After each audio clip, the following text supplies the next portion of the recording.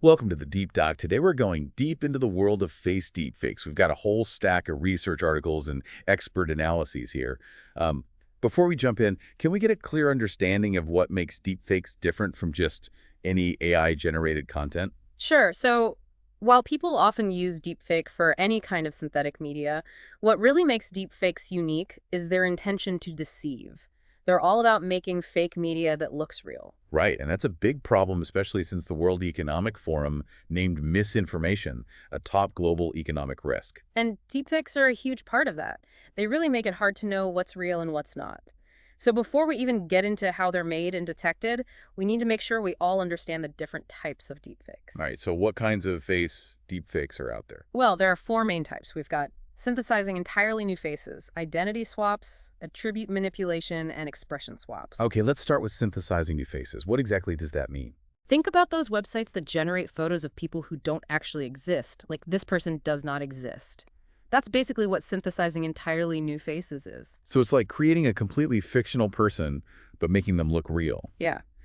And then we have identity swaps. This is the classic deepfake we see in the media all the time. Yeah, this is where you put one person's face onto someone else's body in a video.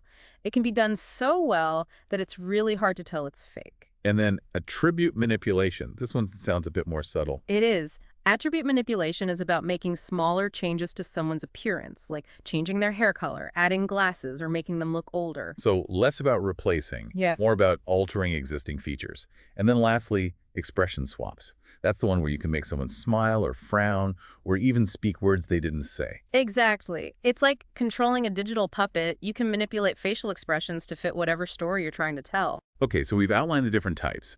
Now, how are these deepfakes actually made? The research mentions a three-step process for face swapping, involving face detection and attribute replacement, then blending, and finally, merging. Right. So the first step is face detection and attribute replacement. Here, algorithms are used to find the faces in both the source video and the target video. And then key facial attributes like the eyes, nose, and mouth from the source are mapped onto the target face. So you're not just pasting one face on top of another, it's much more precise than that. And then what about the blending stage? That's where we match the manipulated features to the color and lighting of the target video. We make sure the swapped face doesn't look out of place. I see, so it seamlessly blends into the existing footage. And then finally, the merging stage. This is where we combine everything. The swapped face is merged into the target video, and we make sure all the movements and expressions line up perfectly. This is what creates that realistic illusion. You mentioned before that this process is different from face reenactment. Can you explain the key differences? So in face swapping, we replace one face with another. But with face reenactment, we're animating a source image using what's called a driving video. This video provides all the movement cues, essentially making the digital face mimic expressions and movements from the driving video. So it's like puppeteering the digital face. Yeah. Both techniques use deep learning and huge data sets. Can you tell us about some of the specific technologies behind all of this? Of course. One of the foundational technologies is the autoencoder, which is a neural network. Autoencoders are great at compressing and reconstructing facial data. They learn to pick out the most important features of a face, creating a kind of digital blueprint. And this all relies on what are called loss functions, right? I've seen terms like mean squared error and Kullback-Leibler divergence loss. Can you explain what they do? Loss functions are super important when training these autoencoders. They basically measure the difference between the original facial data and the reconstructed version, guiding the network to minimize any discrepancies. Mean squared error, or MSE, looks at the average squared difference between corresponding pixels, while Kullback-Leibler divergence, or KL divergence, focuses on the differences in probability distributions. So the loss functions make sure the reconstruction closely matches the original face. Now, beyond autoencoders, we also have generative adversarial networks, or GANs. These are considered a core technology for deepfakes. You're right. GANs are really interesting. They have two neural networks that are constantly competing. You have a generator that's trying to create fake media and a discriminator that's trying to spot the fakes. So it's like a constant back and forth, an arms race, where both networks are pushing each other to get better, and this is what's leading to these incredibly realistic deepfakes we see today. Exactly. This competition really forces both networks to become more sophisticated, resulting in some seriously impressive deepfakes. And then building on that idea of GANs, we have cycle GANs, which get around the need for paired input data. What makes them different from regular GANs? So traditional GANs need perfectly matched source and target images. Cycle GANs don't need that. They make sure the transformation process can be reversed, meaning they can learn from unpaired data. So they're more flexible and efficient. But it gets even more complex with recurrent GANs, which incorporate recurrent neural networks to factor in the element of time in videos. Yeah, recurrent GANs are all about making smooth and natural-looking transitions between the frames in a video. They consider how movements flow over time, not just individual snapshots. This helps to reduce flickering and jumpiness, making the deepfake look more realistic. And that's achieved by using temporal and recurrent losses during the training process, right? Exactly. These losses teach the network to understand the temporal dynamics of facial expressions and movements, leading to more convincing deepfakes. The level of sophistication is incredible. Then we have multimodal GANs, which bring in audio, text, and even emotional cues. Multimodal GANs are about making face reenactments even more believable. They do this by combining information from different sources. Imagine a deepfake, where the facial expressions, the lip movements, and the spoken words are all perfectly in sync. That's the kind of realism they're aiming for. It's not just about visuals anymore, it's about creating a complete sensory experience. What strategies are used to combine all those different types of data? Well, there are a few. One is early fusion, which mixes raw data from different sources right from the beginning. Another is late fusion, which combines features that have been extracted from each type of data later in the process. There are also more dynamic strategies like attention-based fusion, where the network focuses on the most relevant information at any given time. Wow, that's complicated. Then there's latent space decomposition. That's the one that allows for really fine-grained control over specific features. Exactly. Latent space decomposition is all about precision. It lets researchers tweak tiny details of a face without affecting other aspects. It's like having a super precise toolkit for facial manipulation. And finally, we have diffusion models, which have recently become popular for deepfake generation. How do they work? Diffusion models are different because they learn the probability distribution of facial data. They do this by gradually adding noise to the training data and then training the network to reverse that process. Basically, the network learns to take a noisy image and turn it into a clear, realistic face. And you mentioned denoising diffusion models specifically. What's special about them? Denoise and diffusion models are really good at creating high-quality deepfakes. They generate very natural-looking fakes without the weird artifacts that sometimes appear with other methods. It's amazing how far this technology has come. Yeah. But how do researchers even measure the quality of these deepfakes? There are a whole bunch of metrics they use. Some, like L1 distance and landmark distance, measure how different the generated face is from the target face. Others, like identity distance, look at how well the generated face captures the identity of the target.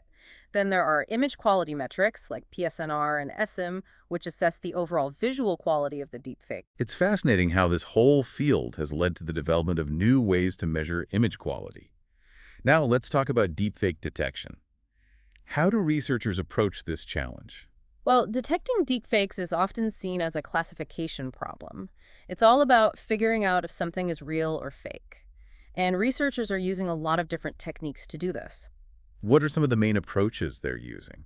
One approach is to look for inconsistencies that are common in deepfakes.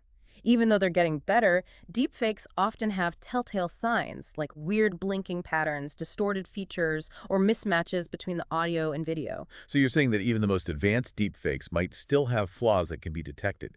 What about physiological signals? Can those be used? Absolutely. Things like remote photoplethysmography or PPG can be used to analyze changes in skin color caused by blood flow.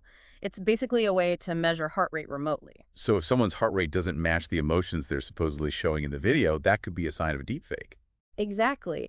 Inconsistent physiological signals can be a big clue, especially in videos where people are supposed to be feeling strong emotions. And of course, we can't forget about deep learning. How's deep learning being used to detect deepfakes?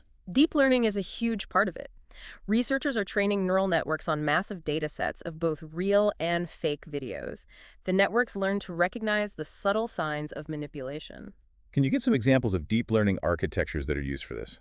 Sure. Convolutional vision transformers, or CVTs, are good at spotting inconsistencies across both space and time. And then spatial relation graph units, or SRGUs, excel at understanding relationships between different parts of a face, which helps in identifying subtle manipulations. So many different approaches. But creating a universal deepfake detector seems like a huge challenge, especially since the technology keeps evolving. It's a tough problem. One big challenge is that deepfakes are constantly changing. As detection methods get better, so do the techniques used to make deepfakes. It's like a constant arms race. Right. It's like a game of cat and mouse. Plus, there are so many different types of deepfakes. You have social media videos, political speeches, all sorts of stuff. A single detector that can catch them all seems impossible. And then there's the issue of data. We need a huge, diverse data sets to train these deep learning models effectively. Getting those data sets for deepfake detection is a big hurdle. Okay, so detecting deepfakes is really a multifaceted problem.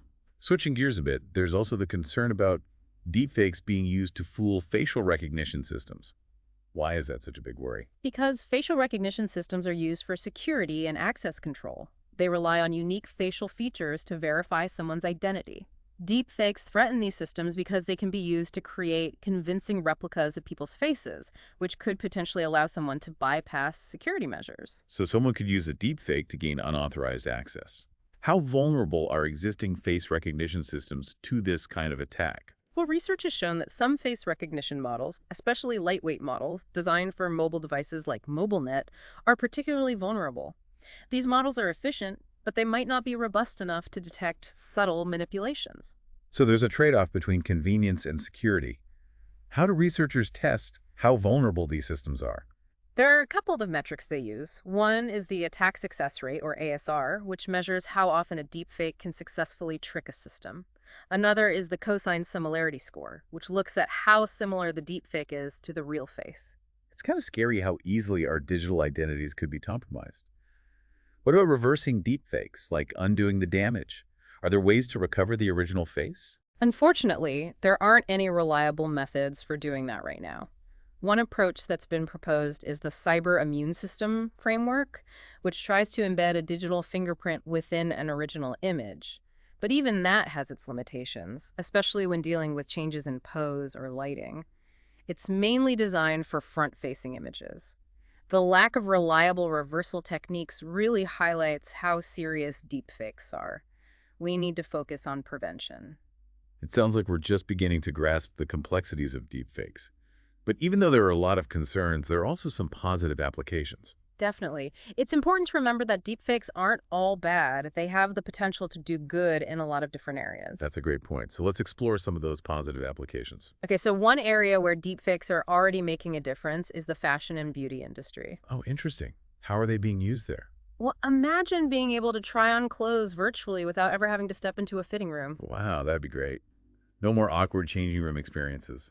Exactly. Companies like Super Personal, Fex Gear, and 3D Look are using deepfakes to create those kinds of experiences. Customers can upload photos of themselves and then virtually try on different outfits or experiment with makeup. That sounds like a really cool way to shop online.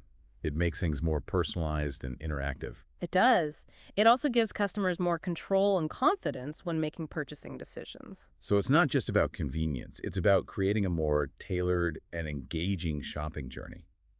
What about marketing? I feel like I've seen some really creative deepfake ads lately. Yeah, the marketing world is definitely embracing deepfakes. They're being used to make super personalized ads and even to bring historical figures back to life for modern campaigns. Oh, right. Like that David Beckham ad for malaria awareness. Yeah. He was speaking different languages thanks to deepfakes. That was such a clever way to get people's attention and spread a really important message. Exactly. And there are companies like Zalando, which is a big online retailer, that are using deepfakes to make thousands of localized ads with different models and clothes. Wow, that sounds incredibly efficient.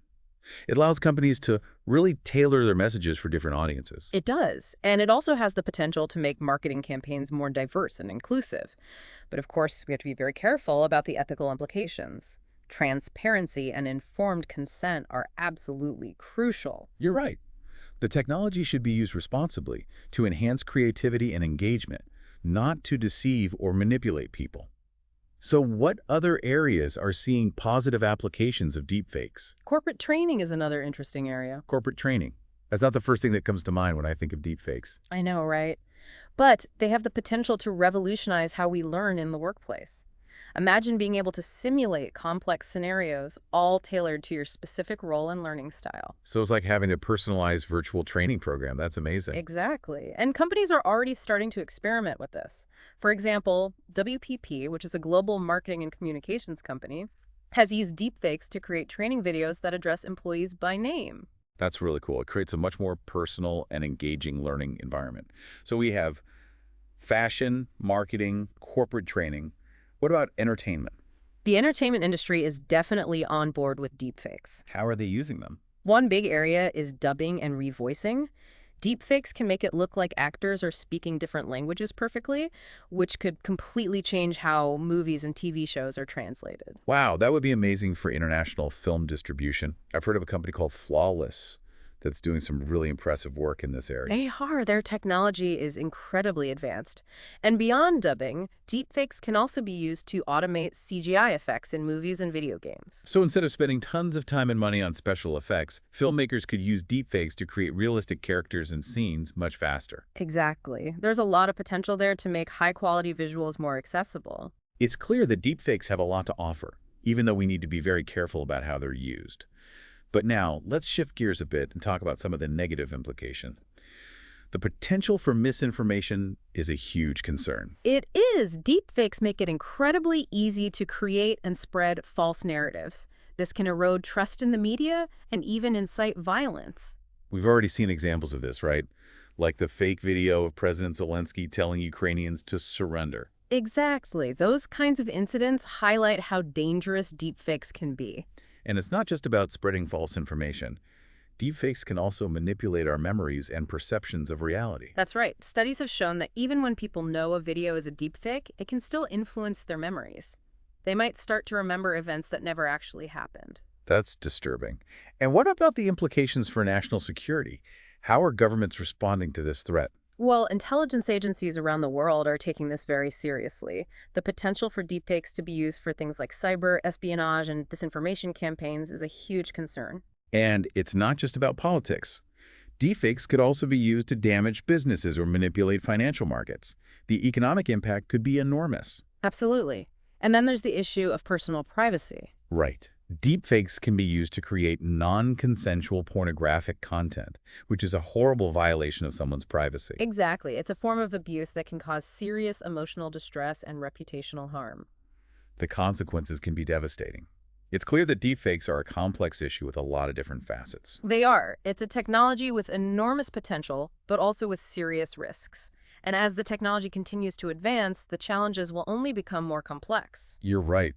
We need to be aware of both the positive and negative aspects of deepfakes and engage in thoughtful discussions about how to manage this technology responsibly. It's a powerful technology with a dual nature like a lot of tools. We have to make sure we use it responsibly and ethically so we can get the benefits while avoiding the risks. Which brings us to the ethics of deepfakes. This technology is getting more advanced all the time, so what can we do to protect ourselves from being tricked? Media literacy is key. We need to educate ourselves and everyone around us on how deepfakes work, how to spot them, and how to be critical about what we see online. It's like we need to develop this new sense for spotting digital deception. Exactly. We have to be cautious of information that seems too good to be true, look for inconsistencies, and think about where the content is coming from. So like, is this from a reliable news source? And does it match up with what other trustworthy sources are saying? These are the questions we need to ask in the age of digital manipulation. Right. And remember, deepfakes aren't just about videos. They can mess with audio and text too, making it even harder to separate fact from fiction. It's getting harder and harder to know what's real. It is. The lines are getting blurry, so critical thinking and media literacy are more crucial than ever. So what can we do beyond being individually aware? What about using technology to fight deepfakes? Researchers are working on better tools for deepfake detection. They're looking at subtle inconsistencies in facial expressions, lighting, and even things like heart rate. But as deepfake technology gets better, won't it be harder to catch them? Of course. But as deepfakes get more sophisticated, the detection methods will too. It's an ongoing race to find better ways to identify these fakes. I see. What about the law? Can we make laws to control how deepfakes are used and punish the people who misuse them? Definitely. There's a big push for laws against the malicious use of deepfakes. Some countries are already outlawing them for harmful purposes, like making fake porn or messing with elections. But making laws around something like this is tricky. We have to protect people from harm while also making sure we don't stifle free speech. How can we make sure laws about deepfakes don't shut down legitimate uses, like in entertainment or art? You're right, it's a balancing act. We need to be careful that any new laws don't have unintended consequences. It's about finding that sweet spot between protection and freedom.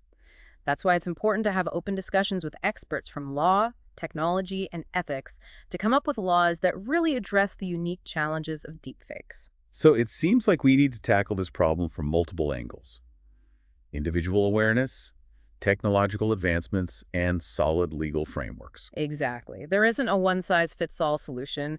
We need individuals, researchers, policymakers, and industry leaders to all work together. The choices we make today will determine the future of this technology and how it affects us all. It's fascinating and a little bit scary at the same time. We have to be thoughtful about how we approach deepfakes because they have the potential to change our world in both good and bad ways. You hit the nail on the head. We're at a crossroads. The decisions we make now will have a ripple effect on the future. It's a responsibility we all share. It really is. It feels like we're on the edge of something big and it's a bit unnerving. But we can't just bury our heads in the sand. We need to be proactive. Absolutely. So, where do we go from here? What concrete steps can we take as individuals to navigate this increasingly complex digital landscape? Education is key. We need to equip ourselves and future generations with the tools to critically evaluate information, especially online. It's about empowering people to become more discerning consumers of digital content. Exactly. We need to teach people how to identify potential red flags, cross-reference information, and be wary of anything that seems too sensational or biased. So it's not just about spotting deepfakes. It's about developing a more critical and skeptical mindset when consuming information online. Right. And we need to remember that technology can also be part of the solution. You mean things like the deepfake detection tools we talked about earlier? Yes, those are constantly evolving. But we also need to think about broader technological solutions. For example, developing ways to authenticate digital content or create a more transparent online ecosystem. And what about the role of governments and policymakers? What can they do to address the challenges posed by deepfakes? Well, legislation is certainly part of the equation. Hmm? We need clear laws that address the malicious use of deepfakes while protecting free speech and artistic expression. It's a delicate balance, though. It is. We need to make sure that any laws we put in place don't stifle innovation or have unintended consequences. So it sounds like a multi-pronged approach is needed.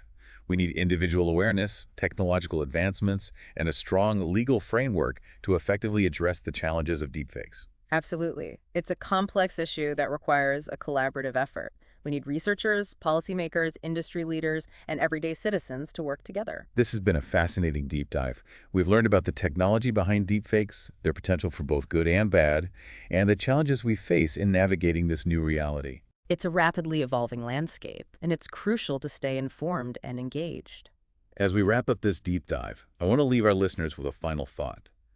The future of deepfakes and their impact on our society will be shaped by the choices we make today. It's a responsibility we all share. By promoting media literacy, supporting ethical development, and advocating for responsible use, we can help ensure that deepfakes are used for good, not for harm. It's a call to action for all of us. We need to be vigilant, critical, and proactive in shaping the future of this powerful technology.